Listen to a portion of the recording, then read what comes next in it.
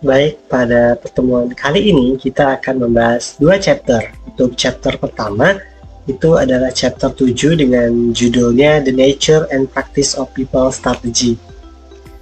Strategi sumber daya manusia (SDM) menentukan bagaimana organisasi mengelola SDM-nya. Perbedaan antara manajemen SDM strategi dan pendekatan tradisional terletak pada fokusnya.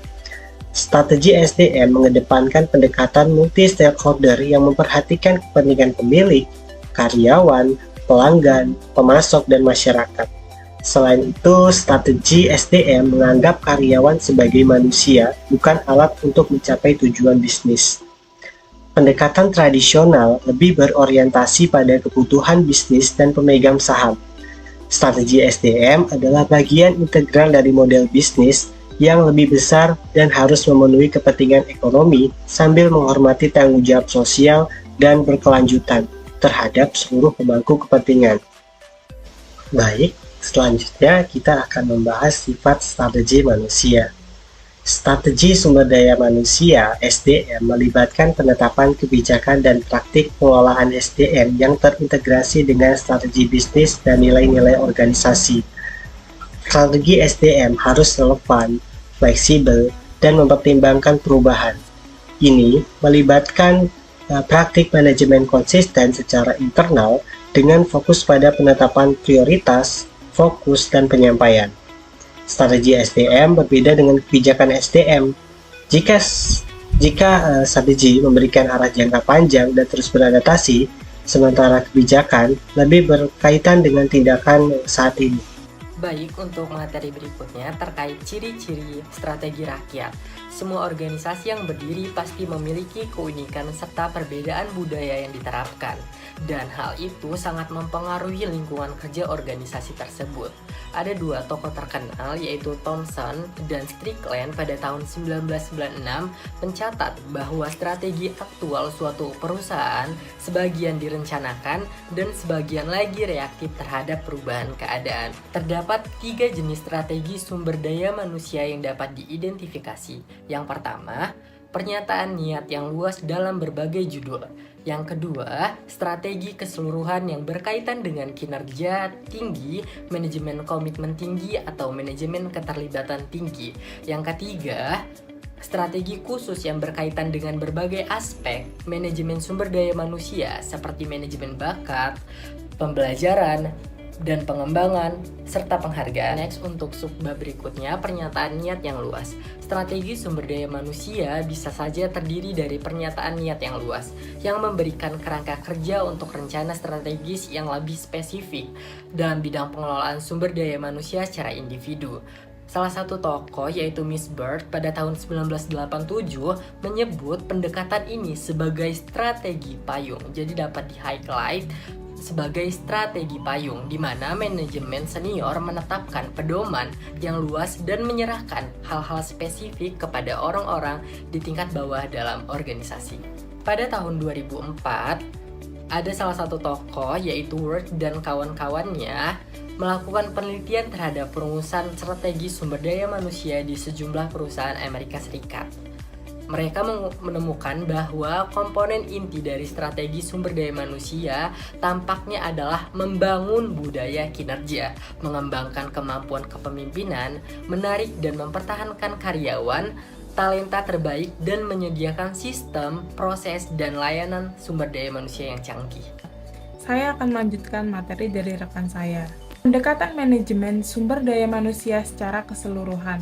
Yang pertama yaitu manajemen berkinerja tinggi, bertujuan untuk memberikan dampak pada kinerja organisasi melalui orang-orangnya di berbagai bidang seperti produktivitas, kualitas, tingkat layanan pelanggan, pertumbuhan, keuntungan, dan peningkatan nilai pemegang saham. Selanjutnya yang kedua yaitu manajemen keterlibatan tinggi. Mencakup yang pertama, praktik-praktik seperti kerja tim, deskripsi pekerjaan yang fleksibel, dan skema penangkapan ide yang merupakan cara untuk memastikan fleksibilitas, proaktif, dan kolaborasi yang lebih besar. Kedua, praktik yang memberikan peluang bagi pekerja untuk memperoleh keterampilan dan pengetahuan yang diperlukan. Selanjutnya yaitu yang ketiga, manajemen dengan komitmen tinggi.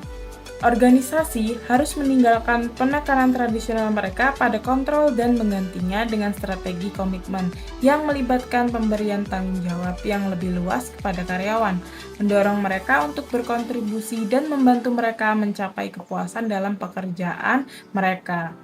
Selanjutnya yaitu strategi orang tertentu. Strategi orang yang spesifik menetapkan apa yang ingin dilakukan organisasi dalam bidang-bidang seperti yang pertama, desain dan pengembangan, yaitu organisasi merancang dan memodifikasi struktur organisasi secara perencanaan dan implementasi program yang dirancang untuk meningkatkan efektivitas fungsi organisasi dan merespon perubahan.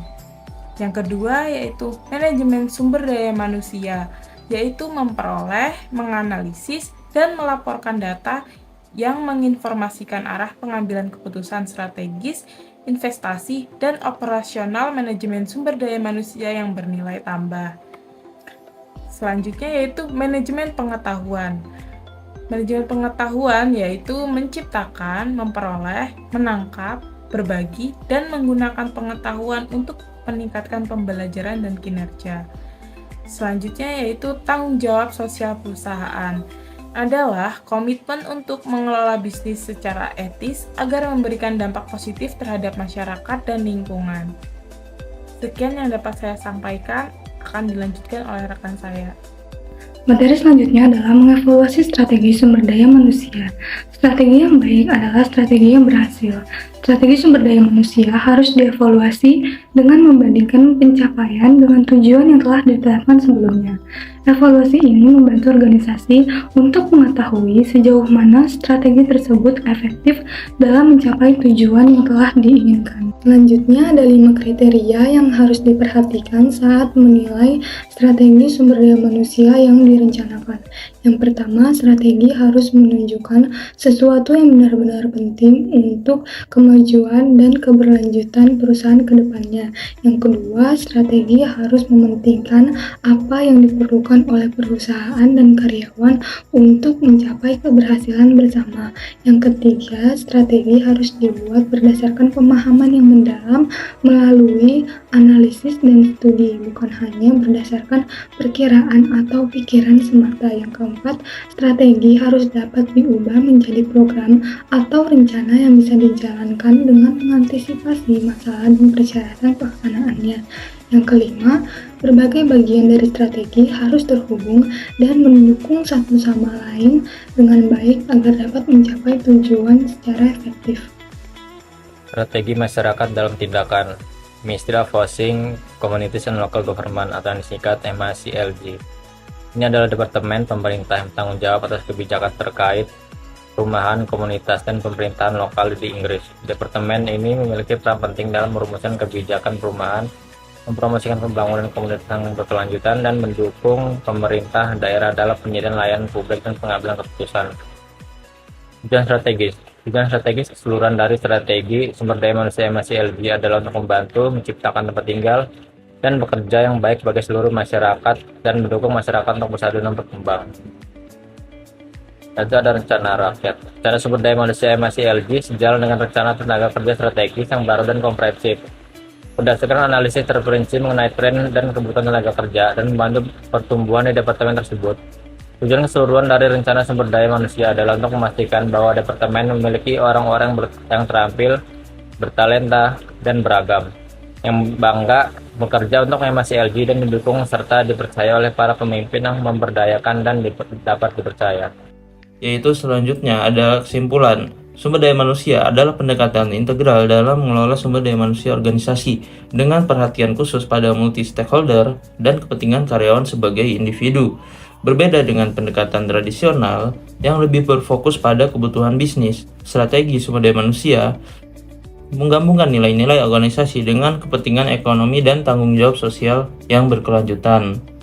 Evaluasi strategi sumber daya manusia penting untuk memastikan keberhasilan dan relevansi dengan tujuan yang telah ditetapkan dengan kriteria yang meliputi relevansi, pemahaman mendalam keterlaksanaan, dan keterhubungan antar bagian strategi.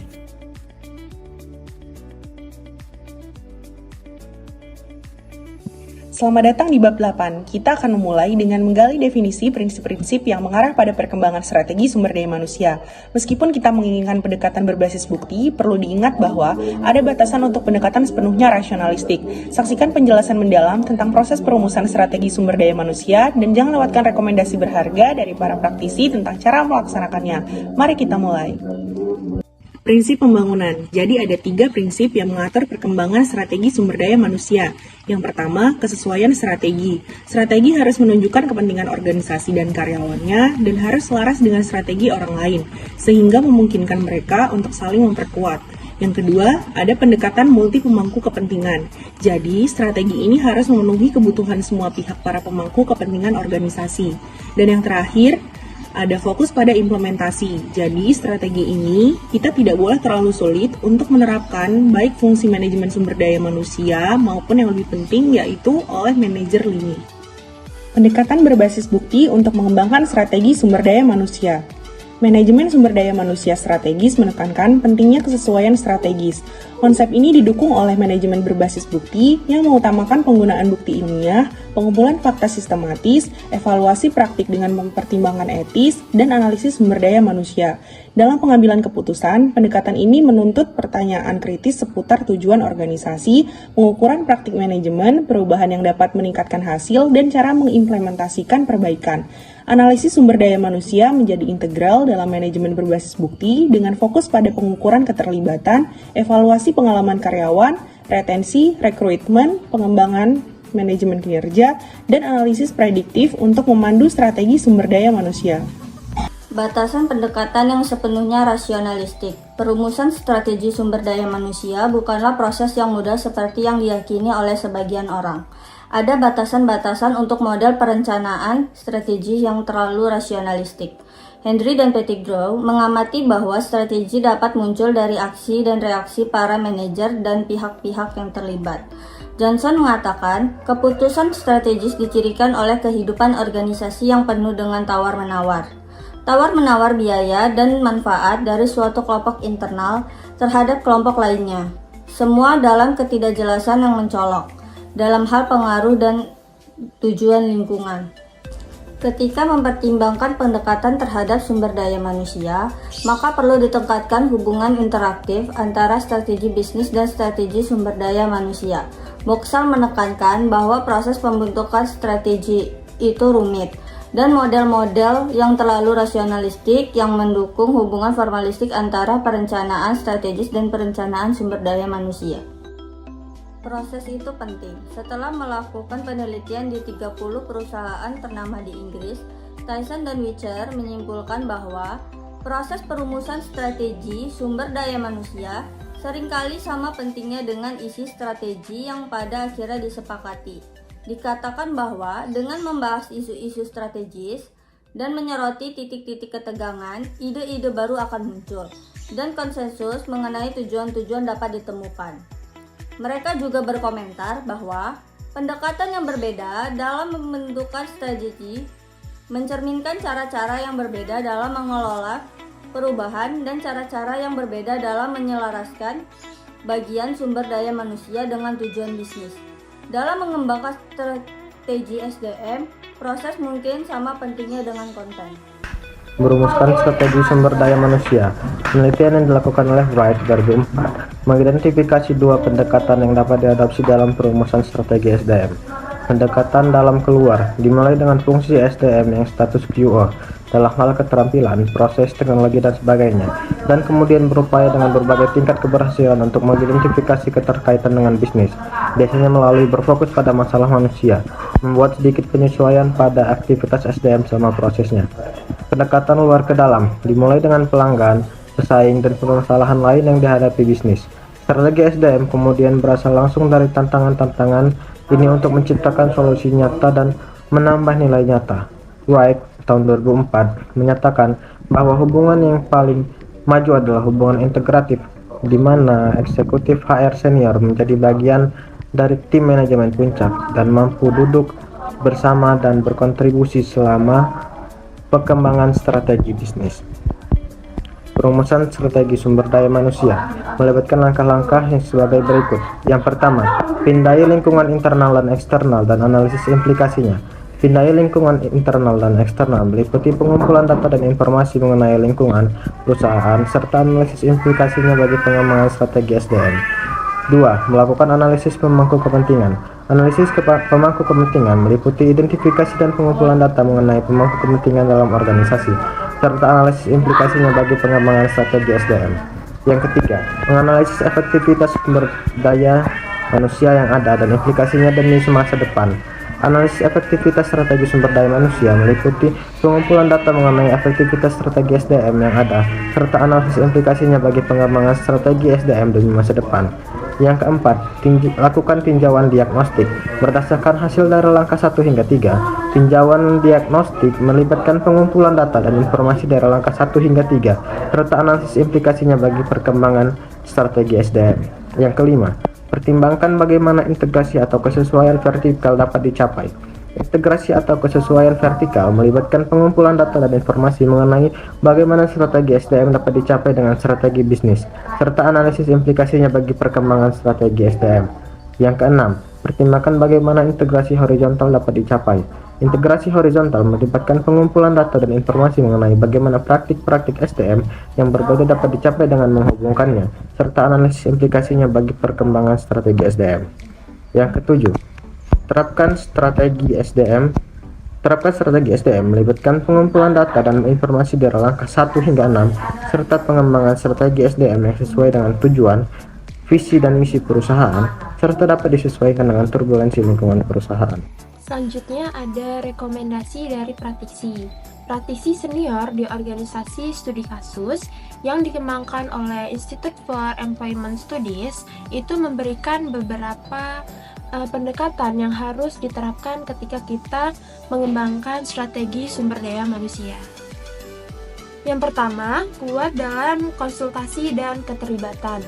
Tidak hanya dengan para pemimpin, tetapi juga pada seluruh tingkat staf, fungsi, dan lokasi. Yang kedua, kuat dalam bukti. Dengan kemajuan operasional SDM yang ditunjukkan melalui pelaporan rutin dan diskusi mengenai matriks SDM yang setara. Yang ketiga, bentuk dan sesuaikan strategi agar sesuai dengan situasi spesifik. Yang keempat, pertahankan hal tersebut dalam lingkup kemungkinan dan pastikan bahwa strategi ini realistis. Yang kelima, prioritaskan sudut pandang pelanggan dan juga tenaga kerja. Yang keenam, pastikan fungsi human resource tetap dekat dengan pembisnis dan mendengarkan apa yang manajer inginkan dari human resource. Selanjutnya, dapatkan pemahaman yang baik mengenai lingkungan dan industri, sehingga dapat menunjukkan bagaimana program pengembangan sumber daya manusia itu dapat mengatasi masalah utama pada bisnis. Dan yang terakhir yaitu memiliki rasa ingin tahu dan memahami setiap budaya di organisasi. Baiklah, masuk ke kesimpulan. Pembangunan SDM didasarkan pada prinsip kesesuaian strategis, pendekatan multi pemangku kepentingan, dan fokus pada implementasi. Penting untuk menerapkan pendekatan berbasis bukti dengan menggunakan manajemen berbasis bukti untuk mengembangkan strategi SDM.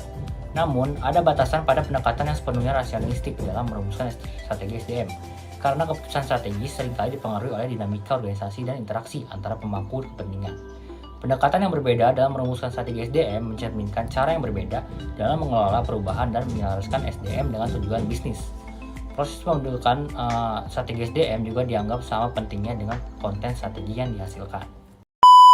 I just put some ice on my bed. Don't get no man no price for my bed.